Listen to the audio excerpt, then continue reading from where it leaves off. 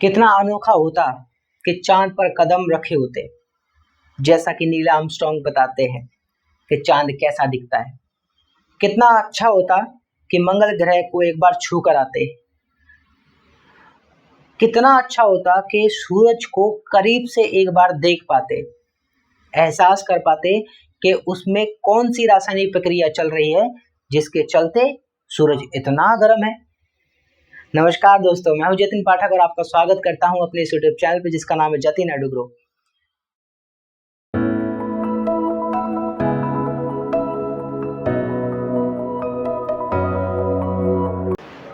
कभी ना कभी तो दिमाग में ऐसे बचकाने सवाल, लेकिन क्यूरियोसिटी से भरे हुए सवाल तो आते ही होंगे ना, कि ये जो यूनिवर्स है ये आखिरकार दिखता है इतना खूबसूरत क्यों है, इतनी बेहतरीन बेहतरीन चीजें और एक सस्टेनेबल और एक स्टेबिलिटी के साथ ब्रह्मांड में स्थित है।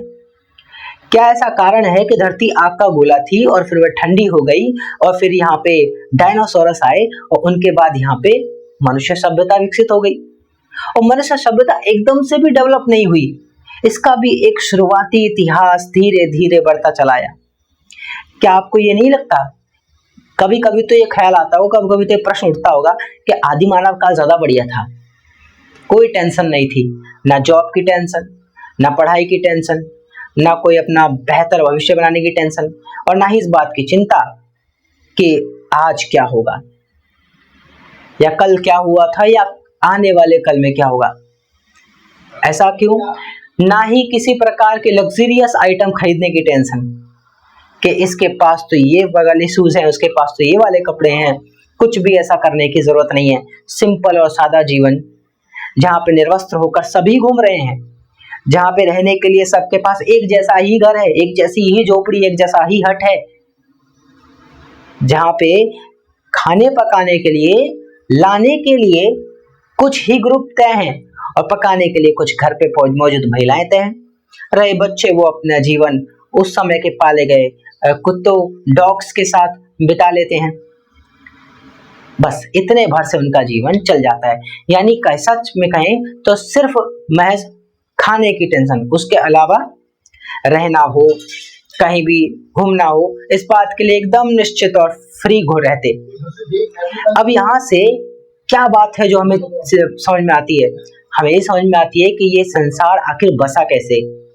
संसार से भी और पहले जाएंगे। अब हम तो इसकी शुरुआत पर चर्चा करेंगे ना, कि धरती से पहले क्या, उससे भी पहले क्या, इस ब्रह्मांड से भी पहले क्या।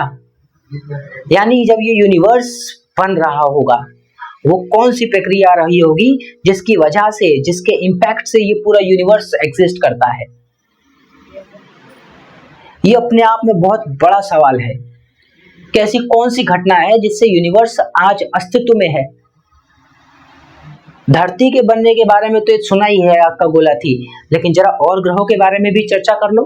शुरुआती 4 प्लेनेट ठोस हैं, बाकी 4 प्लेनेट गैसीय क्यों हैं? सूरज में हीलियम हाइड्रोजन के मिश्र फ्यूजन से होने वाले इंपैक्ट से कैसे गर्मी बनाए लगातार बनती जा रही है। आखिर सूरज भी तो बना होगा ना, वो भी तो एक क्या कहते हैं, तारा है। सूर्य बड़ा तारा है माना, वो भी एक तारा है, तो वो कैसे बना होगा। तो ब्रह्मांड के बारे में ये कुछ बातें और ये कुछ सवाल और ये कुछ अनोखी खिलखिलाती कुछ प्रश्न अपने आप में ज्योग्राफी में इंटरेस्ट जगाने के लिए काफी है। अच्छा, और क्या इंटरेस्टिंग हो सकता है कि ज्योग्राफी में हमारा इंटरेस्ट बन रहा है? उसका कारण है कि ज्योग्राफी क्या है, अगर आप कोई हिल स्टेशन की बात कर रहे हैं तो आप हिल स्टेशन देख सकते हैं। ये एक खूबी है ज्योग्राफी की, तो इसलिए इसको पढ़ना भी इम्पोर्टेंट है, ताकि जिस क्षेत्र के, जिस जगह की आप बात करें, वो कहीं ना कहीं एक दूसरे से जुड़ते हैं और वो वास्तविकता में उपलब्ध भी होते हैं आपके लिए। अगर आप किसी ज्वालामुखी की बात करते हैं तो हाँ, वो ज्वालामुखी आप जाकर देख सकते हैं। अगर आप किसी हिल स्टेशन की बात करते हैं तो हाँ, वो हिल स्टेशन जाकर देख सकते हैं। यानी प्रैक्टिकली आप इसको फील भी कर सकते हैं। और ज्योग्राफी पढ़ने का तो बहुत बढ़िया फायदा है, कल को कि घूमने भी जाओगे तो आपको काम भी आएगी। तो चलिए, ज्योग्राफी की का ये मतलब सफर बिल्कुल शुरुआत से जैसे इतिहास का किया, इसी प्रकार ये ज्योग्राफी का शुरुआती सफर एकदम शुरू करेंगे सौर मंडल में पृथ्वी से। तो अध्याय का जैसा नाम ही है, सौर मंडल में पृथ्वी। तो क्लास 6 का पहला अध्याय है सौरमंडल में पृथ्वी। आज इंट्रो से शुरू करते हैं, फिर आगे इस चैप्टर को बेहतरीन तरीके से बढ़ाएंगे। इंट्रो क्या है? सूर्यास्त के बाद आकाश को देखना कितना अच्छा लगता है। आसमान में पहले एक या दो चमकते बिंदु ही दिखते हैं, लेकिन बाद में इनकी संख्या बढ़ती है। आप उनकी गणना नहीं कर सकते। संपूर्ण आकाश छोटी छोटी चमकदार वस्तुओं में से भर जाता है, जिनमें से कुछ चमकीले होते हैं एवं कुछ धुंधले। ऐसा प्रतीत होता है मानो आकाश में हीरे जड़े हों। इनमें से कुछ टिमटिमाते प्रतीत होते हैं, लेकिन अगर आप उनको ध्यान से देखेंगे तो आप पाएंगे कि इनमें से कुछ की टिमटिमाहट अन्य से अलग है। यह बिना किसी टिमटिमाहट के चंद्रमा के समान चमकते हैं। इन चमकीली वस्तुओं के साथ आप लगभग प्रतिदिन चंद्रमा को भी देखते हैं। यह अलग अलग समय पर अलग आकार तथा अलग स्थिति में दिखाई देता है। आप पूर्ण चंद्र को लगभग एक महीने में एक बार देख सकते हैं। यह पूर्ण चंद्रमा वाली रात या पूर्णिमा होती है। यानी कि देखो, आप पूरे चांद जो कंप्लीट मून है ना, वो आपको कब दिखता है? उस वक्त को आप कहते हो पूर्णिमा। तो साथ साथ लिखते हुए चलते हैं इस बार पॉइंट्स भी लिखेंगे। तो पूर्णिमा क्या होती है? जब चंद्रमा पूर्ण दिखता है।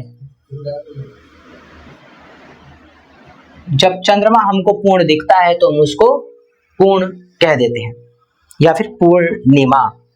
ठीक है। 15 दिन के बाद आप इसे नहीं देख सकते। यह नए चंद्रमा की रात्रि या अमावस्या होती है। तो महीने के हर 15 दिन बाद यह घटना घटेगी। ठीक है। ठीक इसके 15 दिन बाद, इसको ऐसे कर ली, एरो बनाए थे, 15 दिन बाद, यानी पूर्णिमा के ठीक 15 दिन बाद हमें क्या देखने को मिलेगा? अमावस्या।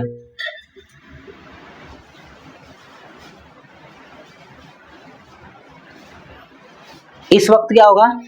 चंद्रमा विजिबल ही नहीं होगा, चंद्रमा दिखेगा ही नहीं। ठीक है। तो आकाश में चंद्रमा नहीं दिखता।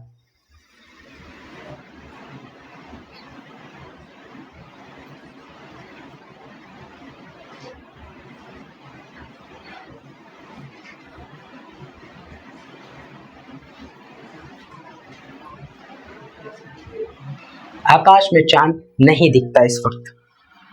तो ये अमावस्या। ऐसी रात में अगर आसमान साफ है तो आप आसमान का अवलोकन अच्छी तरह से कर सकते हैं। क्या आपको इस बात पर आश्चर्य नहीं होता है कि हम दिन के समय चंद्रमा एवं इन सभी छोटी चमकीली वस्तुओं को क्यों नहीं देख पाते? ऐसा इसलिए है क्योंकि सूर्य के अत्यधिक तेज प्रकाश के कारण रात के समय चमकने वाली वस्तुओं को हम दिन में नहीं देख सकते।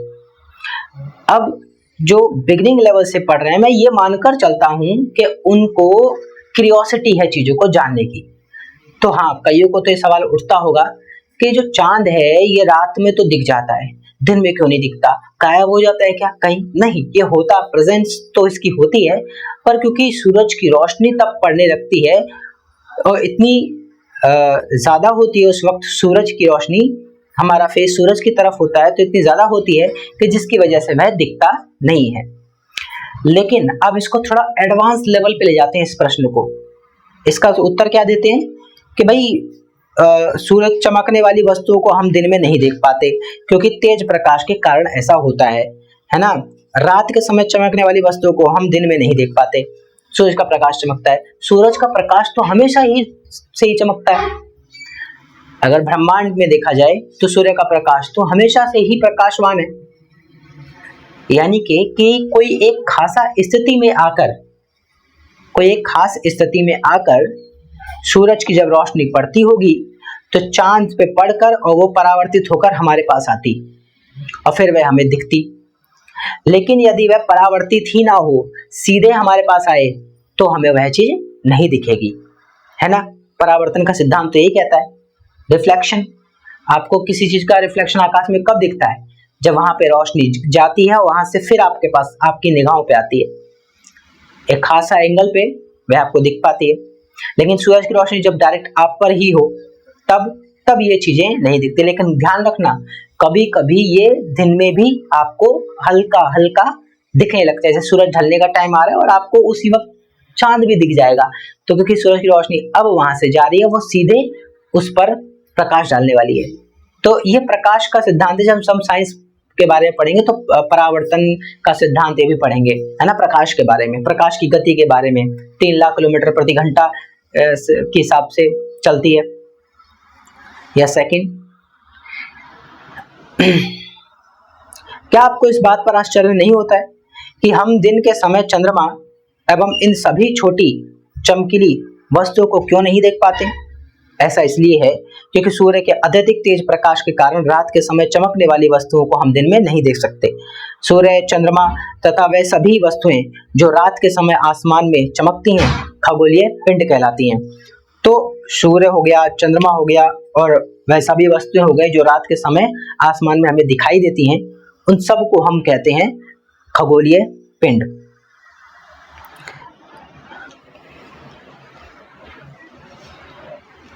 पॉइंट में यहां पे लिख लेते हैं इसको।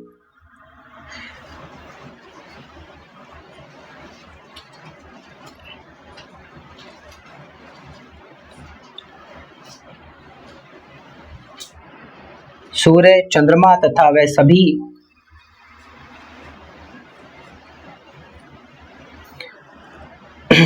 वस्तुएं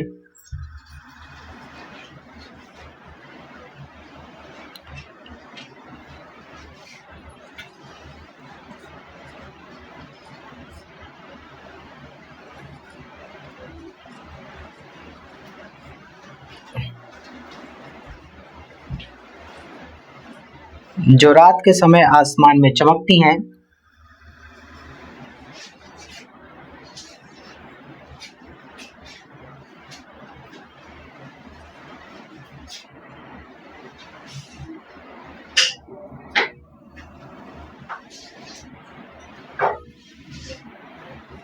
खगोलीय पिंड कहलाती हैं।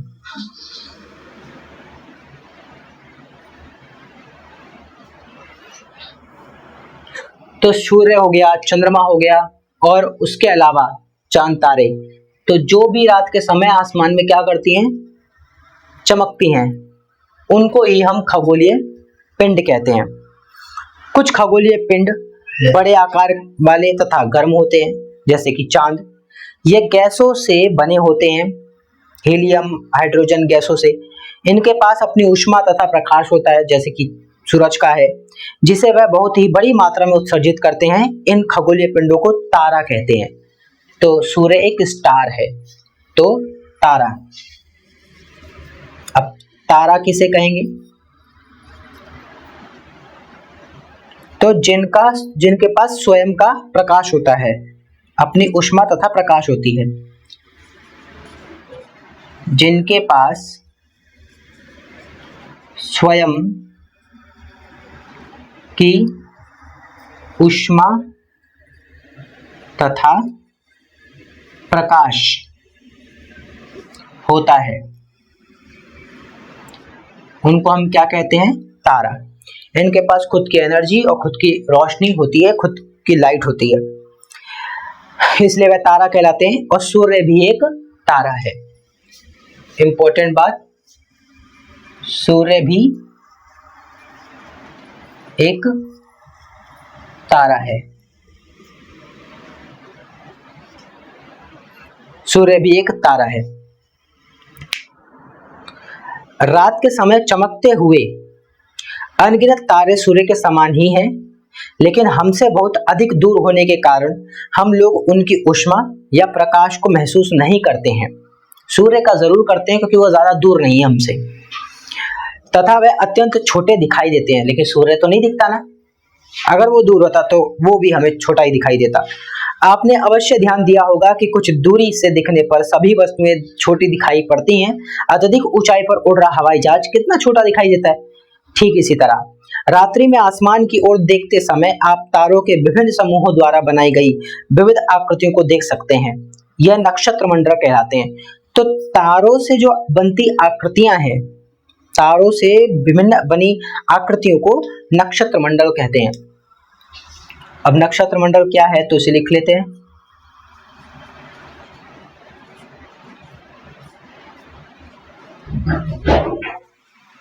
तारों के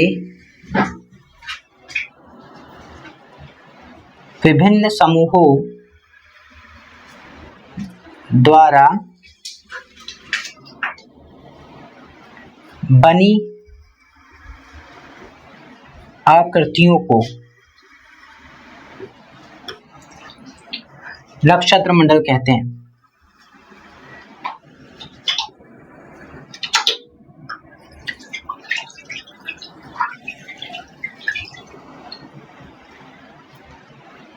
तो तारों द्वारा बनी विभिन्न आकृतियों को हम कहते हैं नक्षत्र मंडल।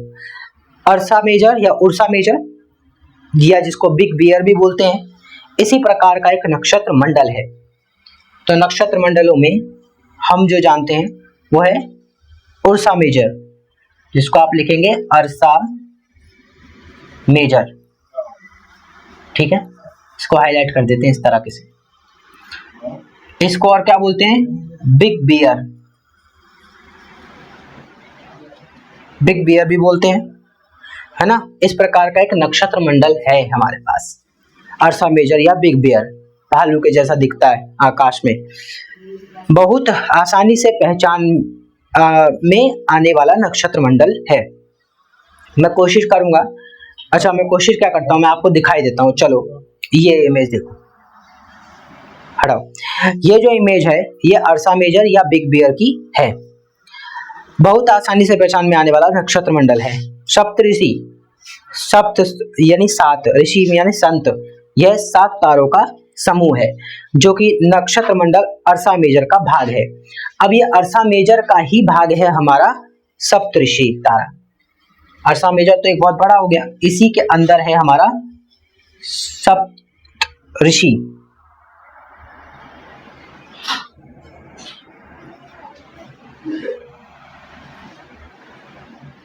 तारा मंडल, सप्तऋषि तारा मंडल। चलिए एक बार इसको भी देख लेते हैं। ठीक, तो ये जो है ये सप्तऋषि तारा मंडल हुआ, यानी 7 ऋषि। सप्तऋषि मतलब 7 ऋषि, इसको हमारे यहाँ सप्तऋषि बोलते हैं। यह 7 तारों का एक समूह है, इसलिए ये सप्तऋषि है, जो कि नक्षत्र मंडल का यानी अर्सा मेजर का भाग है। अपने परिवार या पड़ोस में किसी बड़े व्यक्ति से कहिए कि वह आपको आसमान में और अधिक तारों, ग्रहों तथा नक्षत्र मंडलों को दिखाए। प्राचीन समय में लोग रात्रि में दिशा का निर्धारण तारों की सहायता से करते थे। उत्तरी तारा उत्तर दिशा को बताता है, इसे ध्रुव तारा भी कहा जाता है। ध्रुव तारा जो उत्तर में है, ध्रुव तारा, ये इंपॉर्टेंट है, यहां से लिख लेते हैं।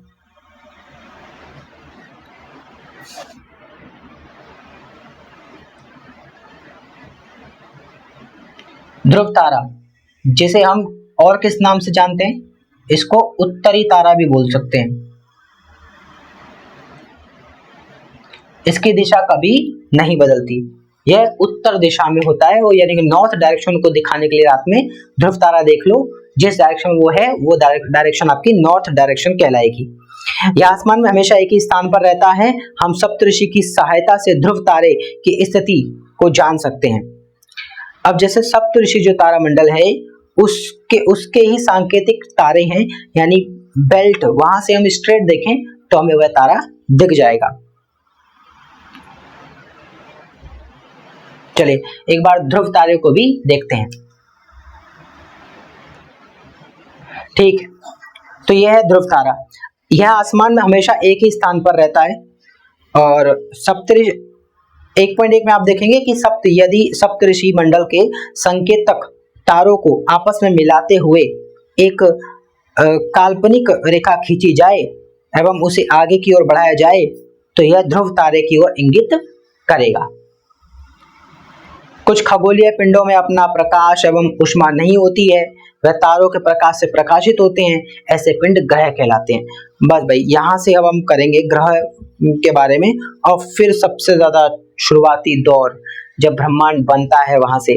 आज तो बेसिकली मेरे को मकसद था कि मैं टॉपिक को शुरुआत में ला दूं, रनिंग में ला दूं, ताकि और फिर इसको और अच्छे से कल भी करने वाले हैं, तो इस पे तो हम अच्छे से शुरुआत करेंगे ज्योग्राफी को, कुछ भी इसमें मिस आउट नहीं छोड़ेंगे, ताकि आप हर एक विषय को उसके डेप्थ तक समझ पाओ। इसका जिम्मा मेरा कि मैं उसको कैसे एक्सप्लेन करूं, मेरे एक्सप्लेन करने के तरीके में ही छुपा होगा कि मैं उसको और बेहतर तरीके से आपके सामने पेश करूं। तो धन्यवाद दोस्तों इस वीडियो के लिए, और यहाँ तक इस टॉपिक को रोकते हैं। बाकी नेक्स्ट वीडियो में यहीं से कंटिन्यू करेंगे जहाँ पे छोड़ा है नक्षत्र मंडल, यहीं से शुरू करेंगे, फिर इसके बाद के ग्रह कैसे बनते हैं, हर चीज को एक्सप्लेन करेंगे एकदम डिटेल वाइज, ठीक है। फिर मैं बोलता हूँ, मैं लिखने से थोड़ा कतराता हूँ कि कम से कम लिखूं या फिर ज़्यादा से ज़्यादा बोलकर मैं समझा दूं, लेकिन ठीक है, थोड़ा मेरे को पार्ट आगे पीछे करना पड़ेगा, एडिट करना पड़ेगा, वरना बहुत लेंदी वीडियो बन जाती है। लिखने का पार्ट मेरे को ऑब्वियसली कट करना पड़ेगा, मैं लिख के ज़रूर दूंगा, लेकिन लिखने का पार्ट मुझे बीच बीच में हटाना पड़ेगा। तो इससे एक सिंक्रोनाइज वे में हमारे पास वीडियो फॉर्मेट बन के तैयार होगा। चलिए, तो नेक्स्ट वीडियो में इस टॉपिक को अच्छे से शुरुआत करेंगे। तो मैं इस टॉपिक को आज मैं इंट्रो के फॉर्म में रख लेता हूँ कि भाई ये आज ज्योग्राफी के बारे में इंट्रोडक्शन था। नेक्स्ट वीडियो में और अच्छे से इस टॉपिक को सौरमंडल में पृथ्वी को और अच्छे से एक्सप्लेन करेंगे। तो मिलते हैं नेक्स्ट वीडियो में। और अगर ये वीडियो आपको पसंद आई हो, इसका काम एफर्ट अच्छा लगे, तो लाइक शेयर सब्सक्राइब जरूर कीजिएगा। तो धन्यवाद दोस्तों।